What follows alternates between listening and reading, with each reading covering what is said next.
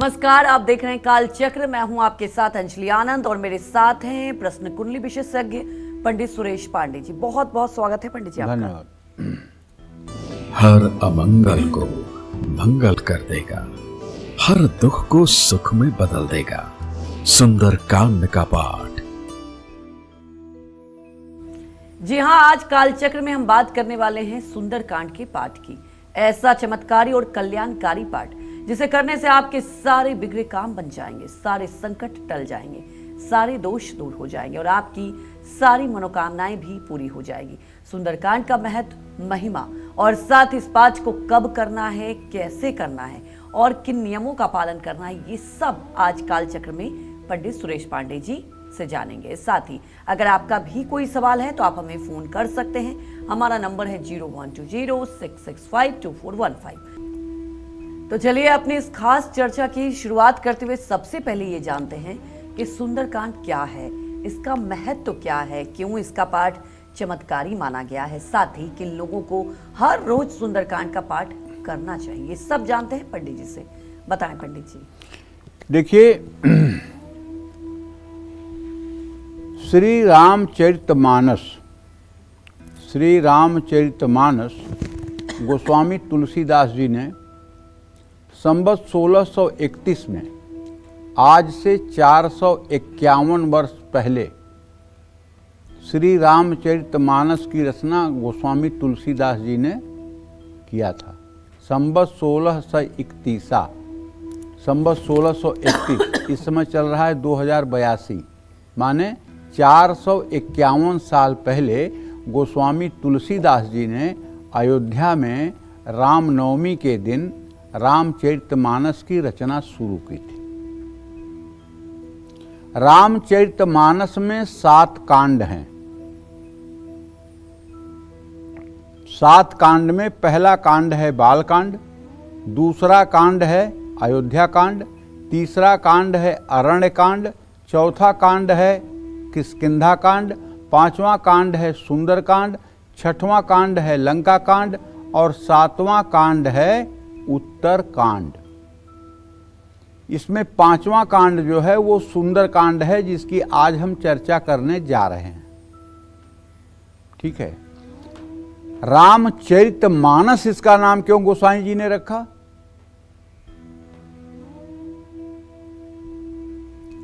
तो इसके पीछे जो तर्क है गोस्वामी जी का वो ये है, रखि महेश निज मानस राखा, अवसर पाई शिवासन भाषा।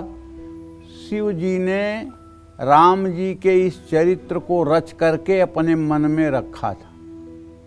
अवसर पाई शिवासन भाषा, अवसर पा करके उन्होंने माँ पार्वती से राम जी का चरित्र कहा है।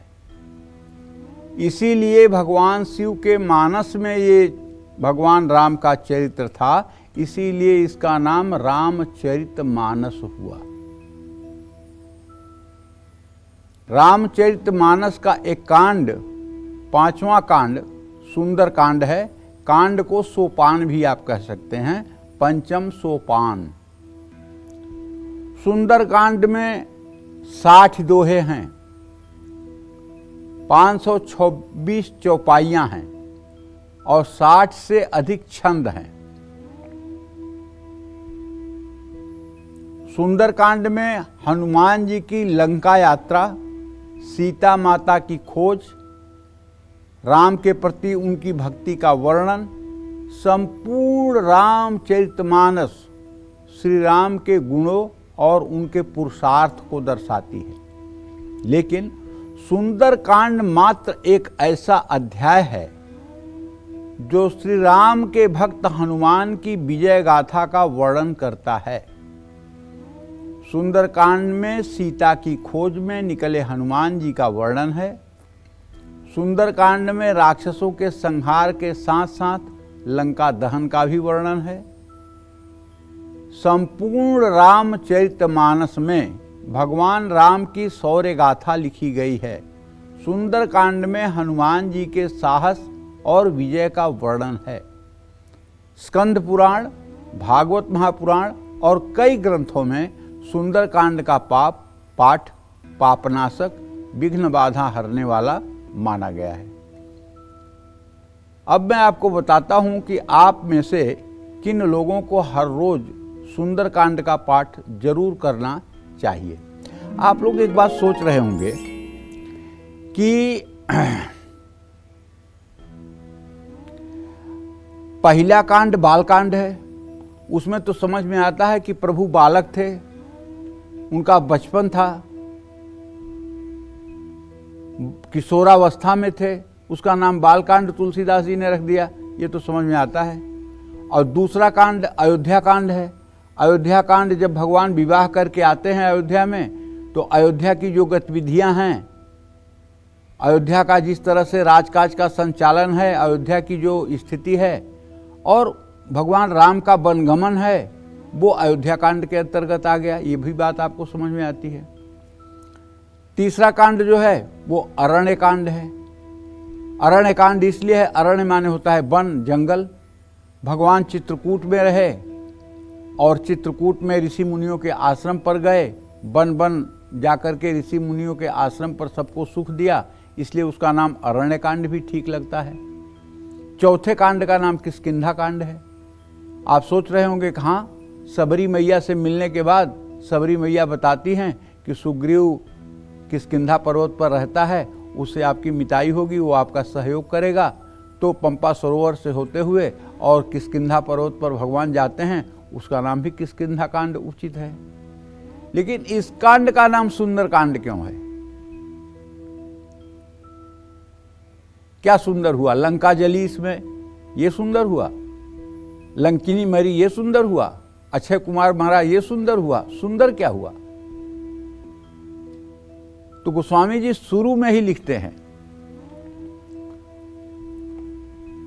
शांतम शाश्वत प्रमेय मनघम निर्माण शांति प्रदम ब्रह्मा शंभु फणीन्द्र सेव्य मनिषम वेदांत वेद्यम विभुम रामाख्यम जगदीश्वरम सुरगुरुम माया मनुष्यम हरिम वंदे हम रघुपरम भूपाल चूड़ामणिम नान्या स्पृहा रघुपते बदाम हृदय स्मदीये सत्यम बदामि च भवान् अखिलांतरात्मा भक्तिम प्रयक्ष रघुपुंगव निर्भराम में कामादि दोष रहितम कुरुमानसं च अतुलित बलधामम हेम शैलाभ देहम दनुजुवनु कृशानुज्ञानी नाम अग्रगण्यम सकल गुण निधानम वानराणाम धीशम रघुपति प्रिय भक्तम वात जातम नमामि जामवंत के बचन सुहाए सुनि हनुमंत हृदय अति भाए तब लग मोहित परख्यहु तुम भाई सही दुख कंद मूल फल खाई जब लग यामहु सीतहि देखी होई है काज मोहि हरस बिसेखी अस कहनाहि सबुन कर माथा हरस चले ही अधरि रघुनाथा सिंधु तीर एक भूधर सुंदर कौतुक कूद चढ़े उताऊ पर। मिल गया उतरना।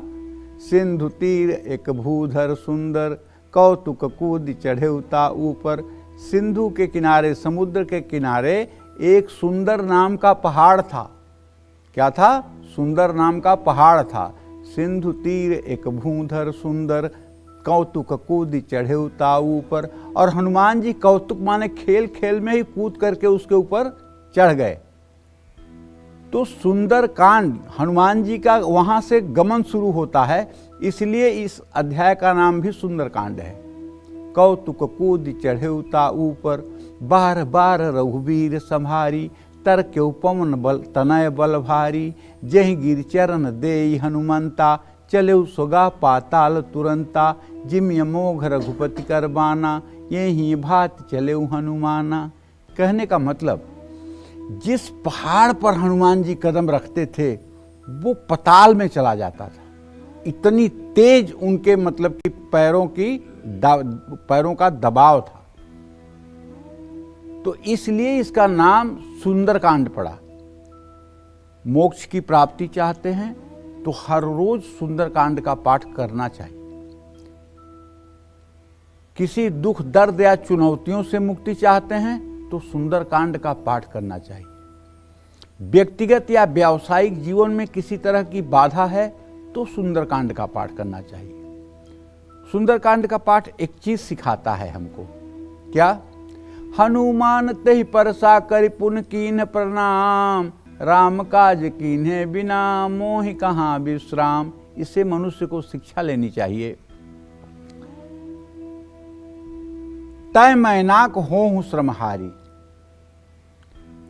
जब हनुमान जी को जाता देखते हैं तो समुद्र मैनाक पर्वत से कहता है कि तुम भाई समुद्र के तल से ऊपर आ जाओ और ये राम काज के लिए जा रहे हैं, इन्हें थोड़ा विश्राम दे दो। हनुमान तेहि परसा करि पुन कीन्ह प्रणाम, राम काज कीन्हे बिना मोहि कहाँ विश्राम। इसी तरह से मैं अपने सभी दर्शकों से कहना चाहता हूँ, आप भी अगर अपने किसी लक्ष्य के प्रति बढ़ रहे हैं, चाहे वो आपका व्यावसायिक लक्ष्य हो, चाहे आपके विद्याध्ययन का लक्ष्य हो, और चाहे आपके किसी कार्य का लक्ष्य हो, तो जब तक आप लक्ष्य की प्राप्ति न कर लें तब तक आराम करना, तब तक विश्राम करना सख्त मना है। ये हनुमान जी ने शिक्षा दी है। राम काज कीन्हे बिना मोहि कहाँ विश्राम। और संसार में जितना काम है वो सब राम काज है। जितना काम है संसार में सब राम का ही काज है, और किसी का काज नहीं, सब राम काज है। आप अपने बच्चे को पालते हैं, बच्चे में राम है। बेटी बेटे को पालते हैं, उनमें भी राम है। माता पिता की सेवा करते हैं, उनमें भी राम है। जो भी आप करते हैं अगर भगवत भाव से करते हैं तो सब में राम है। क्योंकि साफ साफ गोस्वामी तुलसीदास जी ने लिखा है, सिय राम मैं सब जग जानी, करहूँ प्रणाम जोरी जुग पानी। सिय राम मैं सब जग जानी, मानी नहीं कहे हैं, जानी। पूरा सीताराम में ये पूरा संसार है। करहूँ प्रणाम जोरी जुग पानी, दोनों हाथ जोड़ कर इस संसार रूपी सीताराम को प्रणाम है। और फिर दूसरी चौपाई क्या है, जड़ चेतन जग जीव जत, सकल राम मय जान। बंदऊं सबके पद कमल, सदा जोर जुग पान। जड़ चेतन जीव जगत जितना भी है सब सीताराम में है। इसलिए सबका हाथ जोड़ करके मैं वंदना करता हूँ, सबके चरणों में शीश झुकाता हूँ, सबको प्रणाम करता हूँ। यह भाव बिना आए भक्ति नहीं प्रबल होती है। जब तक ये दैन्यता का भाव नहीं आएगा तब तक भक्ति नहीं मिलेगी। मिलहि न प्रभु बिनु अनुरागा, बिना अनुराग के राम नहीं प्रकट होते हैं। गोस्वामी तुलसीदास जी ने लिखा है और भगवान शिव ने कहा है कि प्रभु व्यापक हरि व्यापक सर्वत्र समाना, प्रेम ते प्रगट होई मैं जाना। ये प्रेम से प्रकट होते हैं। सबरी का प्रेम था तो प्रकट हुए, द्रौपदी का प्रेम था तब प्रकट हुए, गजराज का प्रेम था तब प्रकट हुए। जहां भी ये प्रकट हुए हैं, न किसी मंत्र को पढ़ने से, न किसी यज्ञ को करने से, न किसी काम को करने से, न ज्ञान विराग से, ये प्रेम से प्रकट हुए हैं। ये मीरा के सामने भी प्रकट होते थे। प्रेम ते प्रकट होई मैं जाना, ये प्रेम से प्रकट होने वाले हैं। और प्रेम कैसे होगा भाई? प्रेम तब तक नहीं होगा जब तक आपके अंदर दैन्य भाव नहीं आएगा। सोई अनन्य जाकर ऐस, मति न टरई हनुमंत, मैं सेवक सचराचर, रूप स्वामी भगवंत। जब तक मन में ये नहीं आएगा कि ये सारा संसार मेरा स्वामी स्वरूप है और मैं इस संसार का एक अकेला सेवक हूँ, मैं इस संसार का सेवक हूँ और सबसे मैं तुच्छ हूँ, जब तक ये भाव मन में नहीं आएगा, तब तक दैन्य भाव जब तक नहीं आएगा, तब तक बात नहीं बनेगी। हनुमान जी विभीषण से क्या कहते हैं? असमय अधम सखा अरु, मोहू पर रघुबीर, अस कहि कपि गदगद भयउ, भरेउ बिलोचन नीर। असमय अधम सखा, अरे हनुमान जी अपने आप को अधम कह रहे हैं। अधम समझ रहे हैं ना? अधम माने क्या होता है? जो किसी क्रिया का ना हो। मोहू पर रघुवीर, मेरे ऊपर भी रघुवीर का अनुग्रह है। उनके आंखों में जल आ जाते हैं। जबकि हनुमान जी के बारे में कहा गया है ज्ञानी नाम अग्रगण्यम, ज्ञानियों में अग्रगण्य, अतुलित बलधामम, अतुलित बल के निधान है। ज्ञानी नाम अग्रगण्यम, सकल गुण निधानम, वानराणाम धीशम, मतलब क्या क्या उपमा उनके साथ नहीं है। लेकिन देखिए कितनी बड़ी दैन्यता हनुमान जी की है कि विभीषण से कहते हैं असमय अधम सखायरु मोहू पर रघुबीर अस कहि कपि गदगद भयो भरे बिलोचन नीर जानतहूँ अस स्वामी विसारी फिर हित काहे न हो ही दुखारी। तो कहने का आशय यह है कि हनुमान जी की दैन्यता देखिए आप। आज तो जिसके पास 2 पैसा हो जा रहा है, जिसको थोड़ा सा पावर मिल जा रहा है, जिसको थोड़ा सा ताकत मिल जा रही है, वो अपने आप को पता नहीं क्या समझ रहा है। दैन्यता के बिना भक्ति शोभा नहीं देती। तो जैसे इस समय कुंभ, मीन और मेष 3 राशियों पर 7.5 चल रही है और सिंह और धनु राशि पर शनि की ढैया चल रही है। ये 5 राशि वाले कहीं न कहीं से कुछ न कुछ तो डिस्टर्ब हो रहे हैं। मैं तो कहता हूं कर लीजिए 100 दिन सुंदरकांड का पाठ। शाम को हनुमान जी के चित्र के सामने पंचमुखी हनुमान जी का चित्र रख लीजिए या प्रतिमा रख लीजिए। एक तिल के तेल का बढ़िया दिया जलाइए, हनुमान जी को लाल फूल की माला चढ़ाइए, हनुमान जी को लाल चंदन अर्पित करिए और साफ सुथरा वस्त्र पहन करके श्री राम का ध्यान करके, प्रभु श्री राम का ध्यान करके और हनुमान जी का ध्यान करके कुछ फल मिठाई का भोग लगा करके और सुंदरकांड का पाठ कर लीजिए। एक बैठक में पूरा पाठ कर लीजिए सुंदरकांड का और 100 दिन लगातार कर लीजिए। अगर आपके जिंदगी में जरा सा क्लेश रह जाए, अगर आपके जिंदगी में आपका हाथ हनुमान जी ना थाम ले 100 दिनों में, तो आप कहिएगा। इस कलयुग में भी हनुमान जी प्रत्यक्ष देवता हैं, अजर अमर हैं और दिन भर में लाखों जगह हनुमान जी प्रकट होते हैं, रोज प्रकट होते हैं। जो भी इनका भक्त जहां भी मुसीबत में होता है, जहां पुकारता है, वहां बालक, वृद्ध, जवान किसी न किसी रूप में आकर के अपने भक्तों की मदद करके जाते हैं। इसमें संदेह नहीं करना चाहिए। जय मां विंध्यवासिनी। तब जान लेते हैं मेष राशि का राशिफल। कैसी रहेगी आर्थिक स्थिति, कामकाज, रिश्ते, सेहत, साथ ही क्या है आज का उपाय, शुभ अंक और शुभ रंग।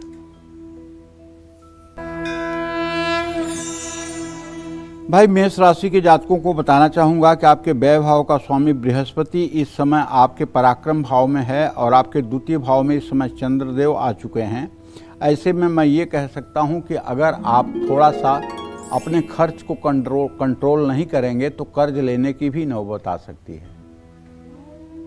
लेकिन एक बात अच्छा है जो मुझे दिखाई दे रहा है, वो ये अच्छा है कि आपके चतुर्थ भाव में बुध की जो स्थिति है, ये काम में आ रही परेशानियों को आपके बुद्धिमत्ता के कारण दूर करवा सकता है और आज पूरे दिन आपको दोस्तों का सहयोग मिलेगा। लेकिन काम की अधिकता रहेगी जिसके कारण शरीर में दर्द हो सकता है। व्यर्थ के वाद विवाद से बचना चाहिए। अपने घर के मुख्य द्वार के पास स्वास्तिक का चिन्ह बनाना चाहिए। शुभ अंक आपके पास 1 है। शुभ रंग आपके पास नीला है। जय मां विंध्यवासिनी। तो अब जान लेते हैं वृषभ राशि का राशिफल कैसा रहेगा आज का इनका पूरा दिन।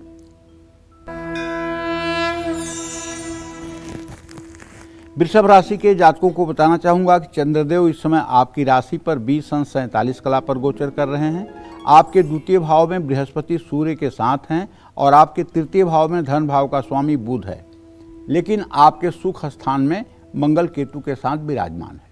कुल मिलाकर के धन लाभ का योग तो होता हुआ दिखाई दे रहा है। सेविंग्स भी बढ़ेगी, लेकिन ऑफिस में नई जिम्मेदारियां मिल सकती हैं। परिवार और बच्चों के साथ पूरा समय बिताने का अवसर मिलेगा। खुद को मानसिक तौर पर आपको मजबूत रखना चाहिए। निगेटिव थॉट्स नहीं लेना चाहिए और हाँ, पैसों के लेन देन में जरूर सावधानी बरतनी चाहिए। भगवान श्री हरि विष्णु को पीला चंदन अर्पित करना चाहिए। शुभ अंक आपके लिए 5 है। शुभ रंग आपके लिए आसमानी है। जय मां विंध्यवासिनी। तनाव, डिप्रेशन और क्लेश से बचने के लिए और आत्मविश्वास बढ़ाने के लिए कैसे करना चाहिए सुंदरकांड का पाठ, ये जानते हैं पंडित जी से। बताएं पंडित जी। देखो, मैंने बताया ना कि सुंदरकांड का पाठ जिस भी उद्देश्य से, जिस भी लक्ष्य से, जिस भी प्रयोजन से आप करना शुरू करते हैं तो हनुमान जी हर कार्य में आपके सहायक होते हैं अष्ट सिद्धि नवनिधि के दाता, असबर दीन जानकी माता। सुंदर कांड ही वो कांड है जहाँ हनुमान जी को 8 सिद्धि और 9 निधि मिली है। माता सीता ने अशोक वाटिका में हनुमान जी को प्रसन्न होकर के ये सिद्धि निधि दी है, रिद्धि सिद्धि दी है, और तब से हनुमान जी के पास ये सारी सिद्धियां हैं, ये अपने भक्तों को दे सकते हैं। तो भाई जो विद्यार्थी हैं, विद्यार्थी जीवन में ब्रह्मचर्य का बड़ा महत्व है हो। अगर विद्यार्थी ब्रह्मचारी नहीं है ना, तो आप मान के चलो कि चाहे वो कितना पढ़ ले, कुछ बड़ा इवेंट नहीं कर सकता है। IAS PCS तो बहुत दूर की बात है, छोटी नौकरी के लिए भी वो कहीं कामयाबी नहीं पाएगा। लेकिन अगर विद्यार्थी ब्रह्मचर्य से है और विद्यार्थी ब्रह्मचर्य का पालन करता है और हनुमान जी को अपना इष्ट मान करके पढ़ाई में लगा हुआ है, शिक्षा को अपनी साधना मान रहा है, पढ़ाई को अपने जीविका का साधन नहीं मान रहा है, बल्कि पढ़ाई को अपनी साधना मान रहा है, तो उसको कौन रोक पाएगा सफलता से? कोई न रोक पाएगा। तो मैं तो कहूँगा कि विद्यार्थियों को सुंदरकांड जरूर पढ़ना चाहिए, और अगर आप रोज नहीं पढ़ सकते हैं तो कम से कम शनिवार या मंगलवार की शाम को जरूर पढ़ लीजिए। क्यों पढ़ेंगे आप? सुंदरकांड पढ़ने से आत्मविश्वास बढ़ता है, परीक्षा देते जाते समय डर नहीं लगता है। होता क्या है कि जिन लोगों की कुंडली में सूर्य नीच राशि का है, या चंद्रमा के आगे पीछे पापग्रह हैं, या चंद्रमा पापग्रह के साथ है, तो ऐसे लोगों के शरीर में एग्जामोफोबिया की बीमारी होती है।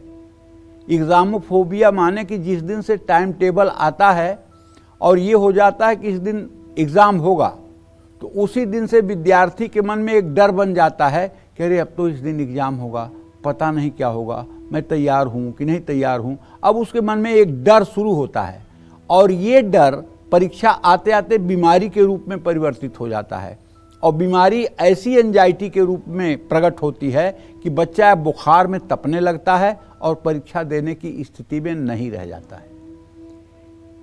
बच्चे को परीक्षा का भय न लगे, परीक्षा के दिन को वो एक एक मिनट इंतजार करे कि कब परीक्षा की घड़ी आए और कब मैं अपना कौशल दिखाऊं।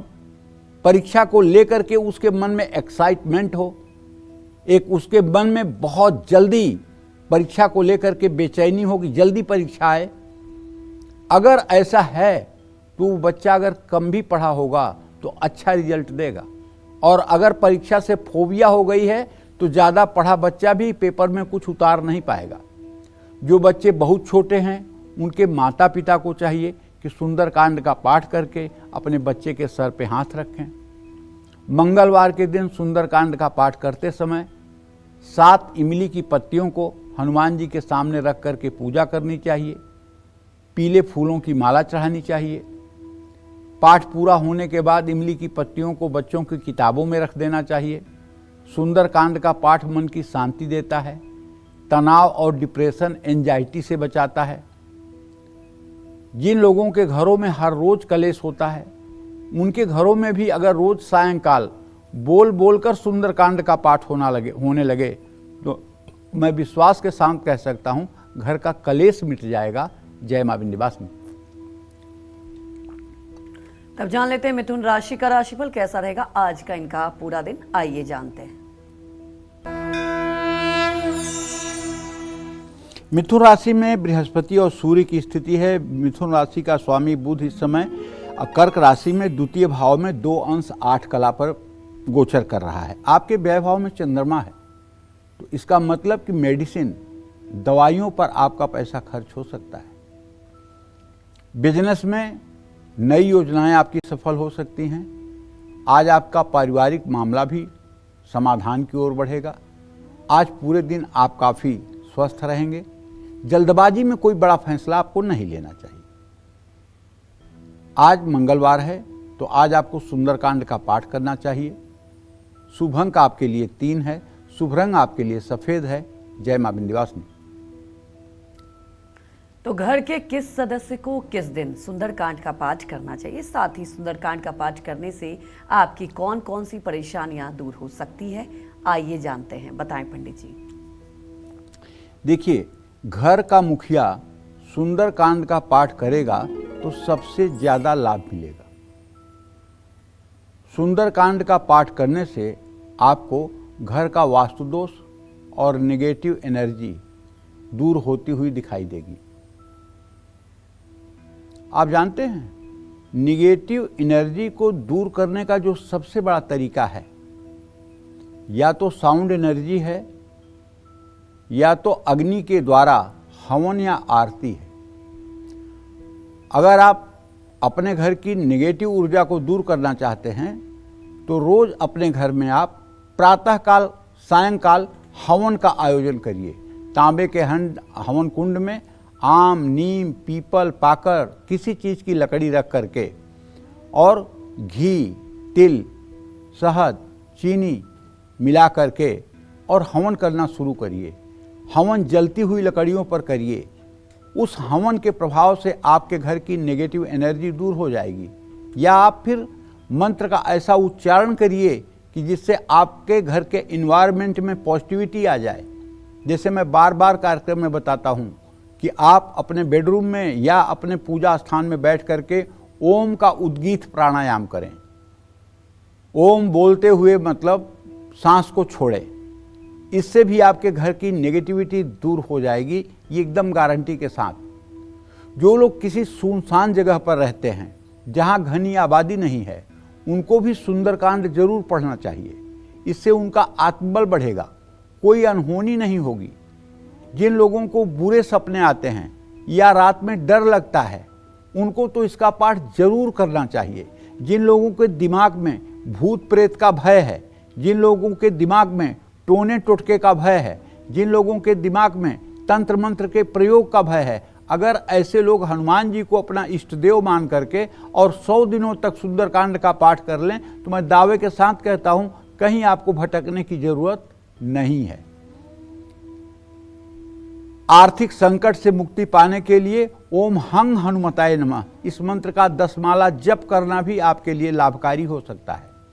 जिन घरों में बच्चे संस्कार भूल चुके हैं, गलत संगत में हैं, माता पिता का अनादर करते हैं, उस घर में मंगलवार को सुंदरकांड का पाठ जरूर होना चाहिए।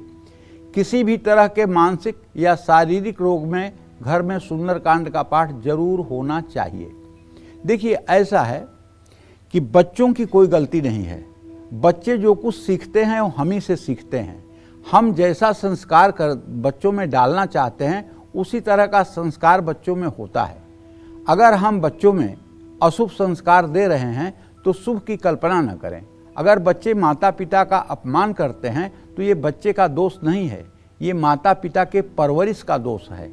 इसलिए माता पिता को चाहिए हर ऐसी एक्टिविटी करें बच्चों के सामने जिससे बच्चे प्रेरणा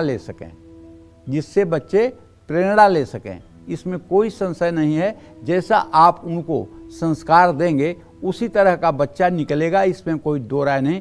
बच्चा तो गीली मिट्टी है, उसको जिस तरह का पात्र आप बनाना चाहें बना सकते हैं, ये आपके ऊपर है।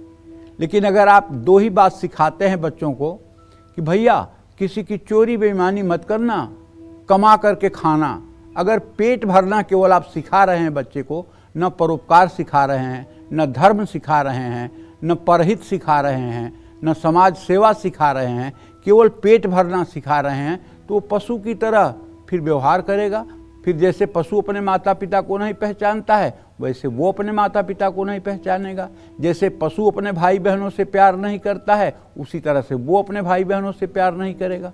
अब आप क्या उसको सिखाते हैं, ये आपके ऊपर भी तो डिपेंड करता है ना, कि आप अपने बच्चे को कैसी परवरिश दे रहे हैं। क्या आप माता पिता हैं, ये सिखाते हैं कि भैया अगर आपके सामने मौका आए तो किसी की मदद करने का अवसर आए तो मदद कर देना, अगर कोई कहीं मुसीबत में है और आपके द्वारा उसकी मुसीबत दूर हो सकती है तो दूर कर देना, दूसरे के काज आ जाना, क्या आप सिखाते हैं?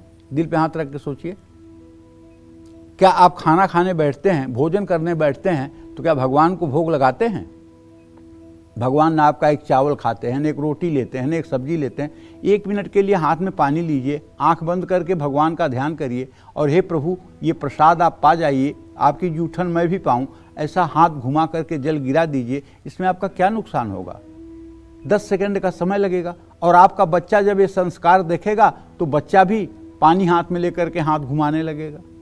और बच्चे में जब जन्म से ऐसा संस्कार होगा तो बताइए वो आगे चल करके कैसे नशेड़ी निकलेगा, कैसे एडिक्ट निकलेगा, कैसे गंदे आचरण करेगा, जब आपने बचपन से ही उसको साधा है।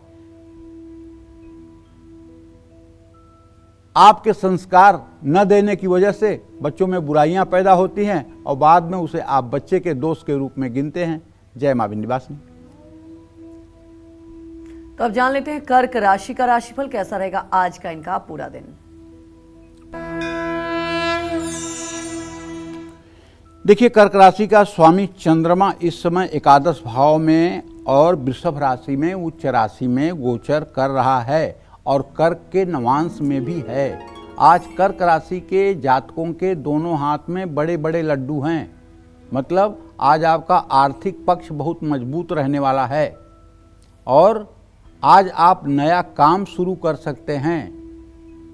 और आज चूंकि चंद्रमा अपने नवमांश में है, इसलिए आपके अपनी माता के आज्ञा का पालन करना चाहिए, न कि बहस करना चाहिए। आज मौसमी बीमारियां आपको परेशान कर सकती हैं। बच्चों की आदतों पर नज़र रखें। तांबे के लोटे में गंगा जल भरकर घर में छिड़कें। शुभ अंक आपके लिए 2 है। शुभ रंग आपके लिए हल्का गुलाबी है। जय मां विंध्यवासिनी। सुंदरकांड पढ़ने से कैसे दूर होगी हर चिंता, कैसे दूर होगा हर दोष और पूरी हो जाएगी हर इच्छा। सुंदरकांड का पाठ कब करना है, कैसे करना है और किसको करना है, यही आज काल चक्र में पंडित जी आपको बता रहे हैं। तो चलिए चर्चा को आगे बढ़ाते हुए पंडित जी से जानते हैं कि किन लोगों को अपनी भाग्योदय के लिए सुंदरकांड का पाठ जरूर करना चाहिए, ये जानते हैं। बताएं पंडित जी। देखिए, अगर नौकरी में प्रमोशन चाहिए तो भी मंगलवार को सुंदरकांड का पाठ करें।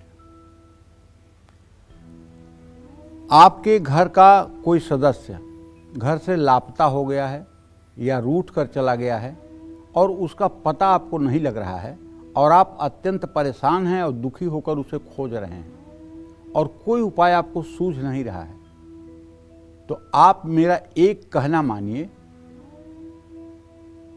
या तो किसी हनुमान मंदिर में जहाँ प्राण प्रतिष्ठा हुई हो वहाँ जा कर के एक दिया जला करके और आप सुबह शाम सुंदरकांड का पाठ करिए। पाठ करते समय एक चौपाई आपको बताता हूँ। दीन दयाल बिरदु संभारी हरहु नाथ मम संकट भारी, ये चौपाई, या कवन सुकाज कठिन जग माही जो नहीं होत तात तुम पाही, ये दोनों चौपाइयों में से कोई एक चौपाई का संपुट लगा लीजिए। जहाँ दोहा आए, दोहा के पहले ये चौपाई पढ़ लीजिए, फिर दोहा जब समाप्त हो फिर ये चौपाई पढ़ लीजिए, फिर जहाँ से चौपाई शुरू कर रहे हैं वहाँ ये पाठ कर लीजिए, फिर जहाँ चौपाई समाप्त हो वहाँ पाठ कर लीजिए, फिर जहाँ से दोहा शुरू हो रहा है वहाँ पाठ कर लीजिए इस चौपाई का। ऐसे संपुटित पाठ इसको बोलते हैं। संपुट, संपुट माने ऐसे, ये संपुट मतलब की मुद्रा है, मतलब आगे पीछे दोनों तरफ ये चौपाई लगी होगी तो इसको संपुट मुद्रा कहते हैं। और आप विश्वास करिए कि अगर सप्रेम और श्रद्धा के साथ आपने हनुमान जी की उपासना शुरू की और ब्रह्मचर्य पूर्वक रह करके शुचिता और पवित्रता के साथ अपना खान पान रख करके और इस अनुष्ठान को यदि आप केवल 7 दिन कर लेंगे, 7 दिन केवल कर लेंगे, तो आप विश्वास करिए अगर वो व्यक्ति जीवित होगा, धरती पर होगा, तो उसकी खबर आपको जरूर मिल जाएगी, इसमें कोई संदेह नहीं है। क्योंकि कलयुग में हनुमान जी अजर अमर अविनाशी हैं और ये प्रत्यक्ष देवता हैं और तत्काल अपने भक्तों की मनोकामना पूरी करते हैं। ये आजमाई हुई बात कह रहा हूँ, कोई सुनी सुनाई बात नहीं कह रहा हूँ। अगर आप कहीं ना कहीं इस दुख से दुखी हैं कि आपका कोई प्रियजन जिसका पता नहीं लग रहा है और सारे उपाय आपके निष्फल हो चुके हैं, तो एक बार, अगर 1 साल से ज़्यादा देर हो गई है तब तो फिर आपको 100 दिन तक सुंदरकांड का पाठ करना चाहिए। लेकिन अगर 1 सप्ताह के अंदर की बात है तो 7 दिन का भी सुंदरकांड बहुत हो जाएगा। अगर मानसिक रूप से कोई विक्षिप्त है और वो गायब हुआ है, तब उसके लिए तो आपको ज़्यादा दिनों तक सुंदरकांड का पाठ करना पड़ेगा। किसी का दिमाग नहीं ठीक है और वो घर से बहक गया है, वो अपना पता नहीं बता पा रहा है, वो अपना एड्रेस नहीं बता पा रहा है, तब इसके लिए तो 100 दिन कम से कम पाठ करना ही पड़ेगा। तो इस तरह से असंभव मनोकामना को भी हनुमान जी पूरी कर देंगे। जिन लोगों की जन्म कुंडली में शनि की स्थिति या शनि की 7.5 वर्तमान में चल रही है, जैसे कुंभ, मीन और मेष राशि का कोई जातक है, उसकी 7.5 चल रही है, ऐसे लोगों को शनिवार को सुंदरकांड का पाठ तो जरूर करना चाहिए। बनते बनते अगर काम बिगड़ रहे हैं, लास्ट मोमेंट में अगर आपकी डील कैंसिल हो रही है, तो पीपल के पेड़ के नीचे बैठकर पूरब मुंह करके आसन पर बैठ करके आप सुंदरकांड का पाठ हर शनिवार की शाम करिए।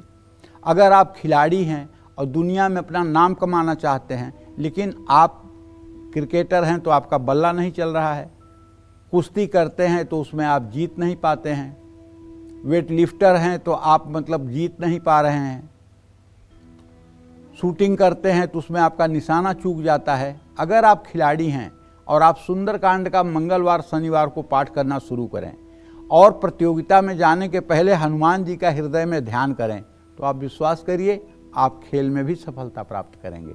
अगर आप व्यापार करते हैं लेकिन मुनाफा और बरकत नहीं हो रही है, कारोबार में आए दिन कोई न कोई परेशानी होती रहती है, तो आप हनुमान जी के सामने शपथ लीजिए कि झूठ नहीं बोलूँगा और किसी को ठगूंगा नहीं, 2 चीज़ों का, और वही कमेंट किसी से करूंगा जो पूरा कर सकता हूं, चाहे व्यवसाय चले चाहे बंद हो जाए।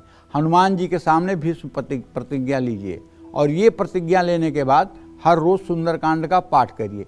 अब देखिए हनुमान जी कैसे आपके व्यवसाय में चमत्कार करते हैं, कैसे दिन दूना रात चौगुना आपकी प्रसिद्धि बढ़ती है, कैसे लक्ष्मी जी आपके ऊपर मेहरबान होती हैं। लेकिन पहले हनुमान जी के सामने आपको शपथ लेना होगा कि झूठ नहीं बोलूँगा, किसी के साथ फ्रॉड नहीं करूँगा, किसी को बेवकूफ़ नहीं बनाऊँगा और किसी से गलत वादा नहीं करूँगा। ये शपथ लीजिए और शपथ लेकर हनुमान जी की उपासना करिए। अब सारी जिम्मेदारी छोड़ दीजिए बजरंग बली पर, वो अष्ट सिद्धि नवनिधि के दाता हैं, भर देंगे खजाना, आपकी झोली छोटी पड़ जाएगी, पक्की बात मानिए। जय मां विंध्यवासिनी। तब जान लेते हैं सिंह राशि का राशिफल कैसा रहेगा आज का इनका पूरा दिन, आइए जानते हैं। सिंह राशि के जातकों को बताना चाहूँगा कि वैसे तो रोज ही बता रहा हूँ, मंगल और केतु की स्थिति आपके राशि में चल रही है, एक तरह का ये अंगारक योग ही है। लेकिन आपके द्वितीय भाव का स्वामी बुध इस समय व्यय भाव में आ गया है और आपके आय भाव का स्वामी बृहस्पति बुध वो भी इस समय व्यय भाव में आया हुआ है। कहने का मतलब अगर पहले का कोई पैसा आपका रुका हुआ है वो तो मिल सकता है, लेकिन नया कुछ बहुत फायदा होने की गुंजाइश नहीं दिखाई दे रही है। आत्मविश्वास के साथ क्रिएटिव काम आप कर पाएंगे। दोस्तों के साथ किसी यात्रा पर जा सकते हैं। मौसमी बीमारियां स्वास्थ्य बिगाड़ सकती हैं। नेगेटिव लोगों से दूर रहें। पंछियों को दाना दें। शुभ अंक आपके लिए 9 है। शुभ रंग आपके लिए केसरिया है। जय मां विंध्यवासिनी।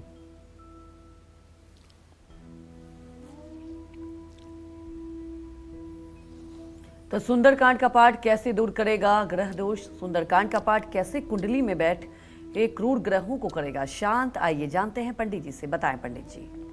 जिन लोगों की कुंडली में मंगल नीच का है, पापक ग्रहों से पीड़ित है, पापक ग्रहों से युक्त है या उसकी दृष्टि से दूषित हो रहा है, जिन लोगों के शरीर में रक्त की कमी है या डायबिटीज जैसी बीमारी है, हाई ब्लड प्रेशर जैसी बीमारी है, ऐसे लोगों को सुंदरकांड का पाठ जरूर करना चाहिए। जिन लोगों की जन्म कुंडली में लग्न पर राहु और केतु की दृष्टि है, लग्न में शनि है, मंगल ग्रह का बुरा प्रभाव है, मंगल कुंडली में बकरी है, गोचर में मंगल के भ्रमण से कोई कष्ट हो रहा है, शनि की 7.5 या ढैया में काफ़ी परेशानी का सामना करना पड़ रहा है, तो ऐसे लोगों को भी सुंदरकांड का पाठ पढ़ने से लाभ मिलता है। जय मां विंध्यवासिनी।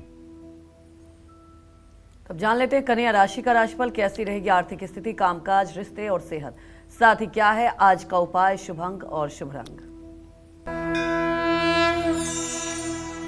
कन्या राशि के जातकों को बताना चाहूँगा कि आपका भाग्य स्थान में इस समय चंद्रमा गोचर कर रहा है। आपके व्यय भाव में मंगल केतु है। आज घरेलू खर्चे बढ़ेंगे भाई, संभल कर खर्च करिए, जो ज़रूरी हो वही खर्च करिए। आज नई नौकरी के लिए बुलावा आ सकता है। जीवन साथी के साथ बातचीत से मामला सुलझाएं। बाहरी खान पान स्वास्थ्य को बिगाड़ सकता है। ऑफिस पॉलिटिक्स से बचें। तुलसी के पौधे की देखभाल करें। शुभ अंक आपके लिए 7 है। शुभ रंग आपके लिए हरा है। जय मां विंध्यवासिनी। तो चलिए चर्चा को आगे बढ़ाते हैं। सुंदरकांड का पाठ करने से पहले उसके नियम जानना भी बेहद जरूरी है, और जिससे पहले इसके बुरे प्रभाव से बचा जा सका। और क्या है नियम, ये पंडित जी से जानते हैं और समझते हैं कि कैसे और किन नियमों के साथ आपको सुंदरकांड का पाठ करना चाहिए। बताएं पंडित जी। देखिए, सुंदरकांड का पाठ करने से पहले एक चौकी पर लाल कपड़ा बिछाइए, उस पर हनुमान जी की मूर्ति रखिए, घी या चमेली के तेल का दिया जलाइए, तिल के तेल का भी दिया जला सकते हैं। ऋतु फल, गुड़ चना, लड्डू का भोग लगाइए और पहले हनुमान जी के चरणों को जल से धोइए, उनके माथे पर तिलक करिए। अगर मूर्ति है तो सिंदूर और तेल का लेप करिए। सुंदर वस्त्र धारण कराइए, माला फूल पहनाइए, अगरबत्ती जलाइए, दिया जलाइए और उसके बाद एक प्लेट में उनके लिए भोग सामग्री, लड्डू है, फल है, जो कुछ चीज़ें आप रख सकते हैं। उसके बाद थोड़ा सा जल उन्हें रखिए, कपूर से आरती करिए और भगवान राम का भी आवाहन करिए। अगर राम दरबार का चित्र है तो उनकी भी पूजा करिए और उसके बाद सुंदरकांड का पाठ करिए। सुंदरकांड का पाठ समाप्त होने पर भगवान को भोग लगा करके आरती करिए। हनुमान मंदिर जाइए तो हनुमान जी की 3 परिक्रमा करिए। दोपहर के समय बजरंग बली को गुड़ घी गेहूं के आटे की रोटी का चूरमा का भोग लगाइए। शाम को हनुमान जी को आम, केला, अमरूद, सेब अर्पित करिए। इन सब उपायों से ग्रह स्थिति ठीक हो सकती है। जय मां विंध्यवासिनी। तब जान लेते हैं तुला राशि का राशिफल कैसा रहेगा आज का इनका पूरा दिन। आइए जानते हैं।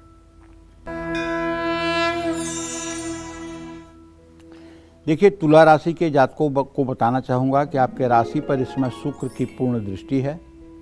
आपके आजीविका के स्थान में बुध इस समय स्थित है। ऐसे में आमदनी का नया स्रोत बन सकता है। धन लाभ के योग बन रहे हैं। नौकरी में पदोन्नति हो सकती है। अच्छा अप्रेजल मिल सकता है। पुराने विवादों को दूर करने की कोशिश कर लीजिए। हाँ, डिहाइड्रेशन हो सकता है, थोड़ा पानी ज़्यादा पीजिए। दूसरे के विवाद में मत पड़िए। आज सूर्य नमस्कार करिए। शुभ अंक आपके लिए 3 है। शुभ रंग आपके लिए सफ़ेद है। जय मां विंध्यवासिनी। तो सुंदरकांड का पाठ करते समय कौन सी गलतियां आपको बिल्कुल नहीं करनी चाहिए, ये जानते हैं। बताएं पंडित जी। देखिए, सुंदरकांड का पाठ करने के लिए, मनोकामना के लिए सुंदरकांड का पाठ अगर शुरू कर रहे हैं तो संकल्प लेकर के ही पाठ शुरू करें। सुंदरकांड का पाठ मंगलवार, शनिवार, पूर्णिमा, अमावस्या पर करना लाभकारी होता है। सुंदरकांड का सामूहिक पाठ बहुत लाभदायक होता है। अगर सुंदरकांड को वाद्य यंत्रों पर जैसे ढोल, मजीरा, झांझ, करताल, इसके साथ अगर किया जाए और आमने सामने 2 लोग बैठ करके करें, एक चौपाई एक लोग पढ़ें, दूसरी चौपाई दूसरे लोग पढ़ें और पाठ में संपुट लगाया जाए, कवन सुकाज कठिन जग माही, जो नहीं हो तात तुम पाही, या घर के ही लोग आमने सामने बैठ जाएं, तो सुंदरकांड का नियमित एक पाठ निश्चित रूप से फायदेमंद है। लेकिन किसी मनोकामना की पूर्ति के लिए पाठ कर रहे हैं तो सुंदरकांड को 11, 21 या 108 बार भी किया जा सकता है। किसी विशेष संकट से उबरने के लिए पाठ किया जा रहा है तो 1 महीने तक लगातार सुंदरकांड का पाठ करना चाहिए। अशुद्ध समय में महिलाएं सुंदरकांड का पाठ न करें। रात का समय तमोगुण प्रधान होता है।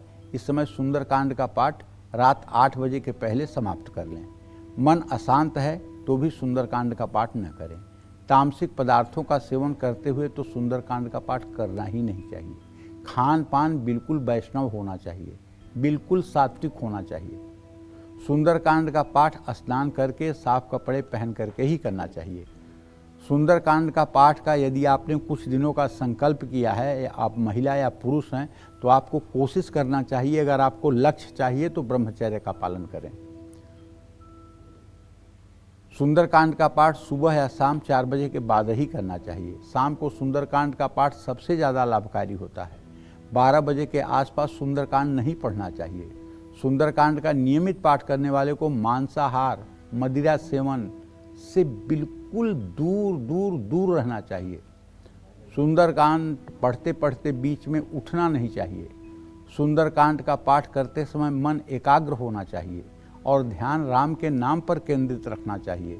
शुद्ध उच्चारण नहीं हो रहा है तो सुंदरकांड सुनना लाभदायक है। सुंदरकांड का पाठ खड़े होकर या फोन पर ना करें। सुंदरकांड पढ़ते समय बीच में ना उठें, ना ही बात करें। जय मां विंध्यवासिनी। तब जान लेते हैं वृश्चिक राशि का राशिफल कैसा रहेगा आज का इनका पूरा दिन, आइए जान लेते हैं।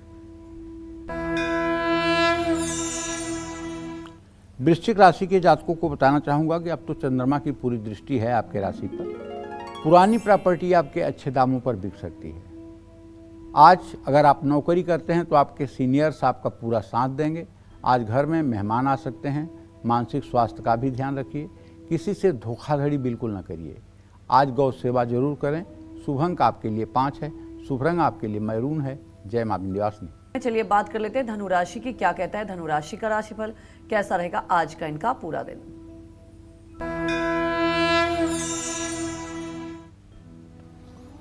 देखिए, धनु राशि के जातकों को बताना चाहूँगा कि यद्यपि आपके ऊपर भैया शनि की इस समय ढैया तो चल ही रही है और ऐसे में बृहस्पति की दृष्टि भी है, लेकिन बृहस्पति है अस्त, तो परिवार पर पैसा खर्च हो सकता है। लेकिन एक बात जो अच्छी है वो है कि किसी बड़े काम में आपको सफलता हासिल हो सकती है, लेकिन पारिवारिक समस्याएं भी बढ़ सकती हैं। अगर आप जल्दबाजी और लापरवाही से यात्रा करेंगे तो हल्की सी चोट चपेट भी लग सकती है। अपनी गाड़ी किसी दूसरे व्यक्ति को आपको आज नहीं देना चाहिए। आज गाय को हरा चारा खिलाना चाहिए। शुभ अंक आपके लिए 1 है। शुभ रंग आपके लिए पीला है। जय मां विंध्यवासिनी।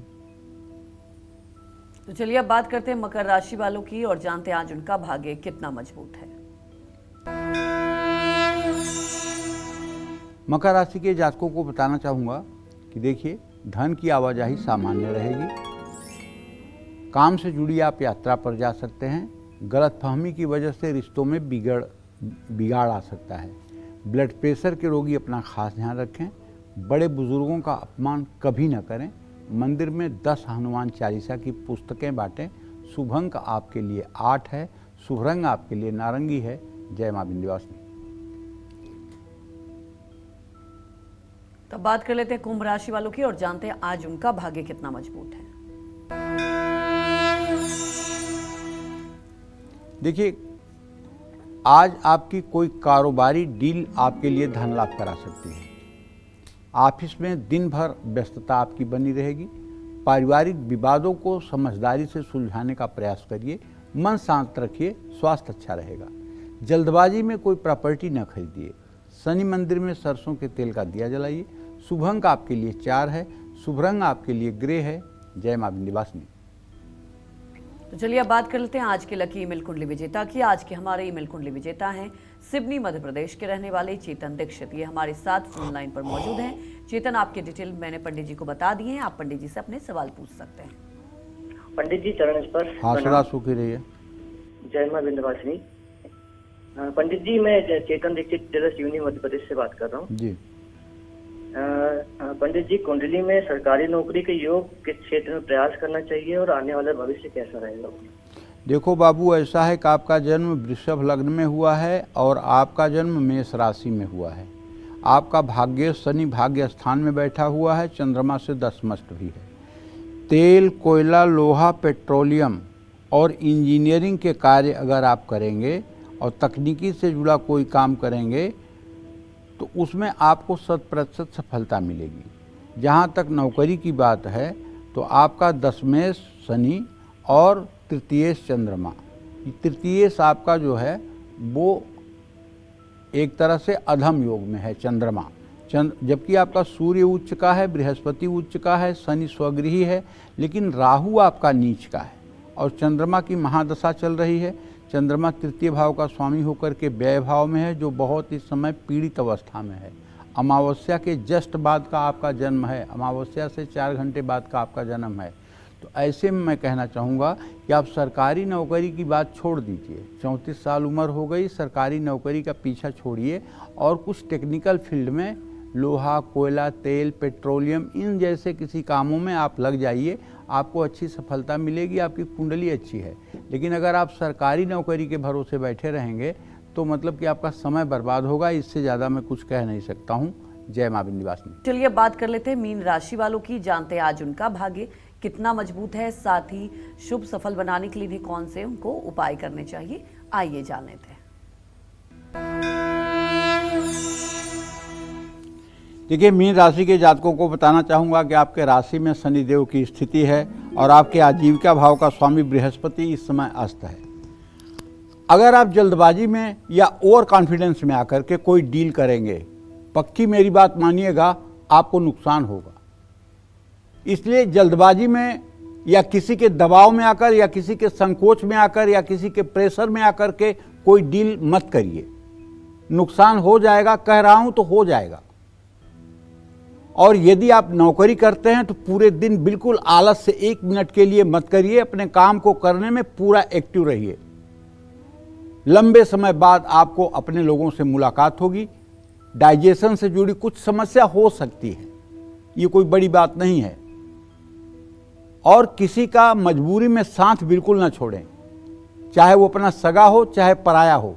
अगर आप उसके साथ हैं तो साथ निभाएं। शनि चालीसा का पाठ करें। शुभ अंक आपके लिए 3 है, शुभ रंग आपके लिए बैगनी है। जय मां विंध्यवासिनी। पंडित जी, आज हमारे दर्शकों को आपने इतनी महत्वपूर्ण जानकारी दी, आपका बहुत बहुत धन्यवाद। और उम्मीद यही करते हैं कि आपको भी आज का हमारा विषय बहुत पसंद आया होगा। कल फिर एक नए विषय और आपकी परेशानियों को दूर करने के लिए ढेर उपाय लेकर आएंगे हम पंडित सुरेश पांडे जी के साथ। तब तक कालचक्र की पूरी टीम को अनुमति दीजिए और नमस्कार।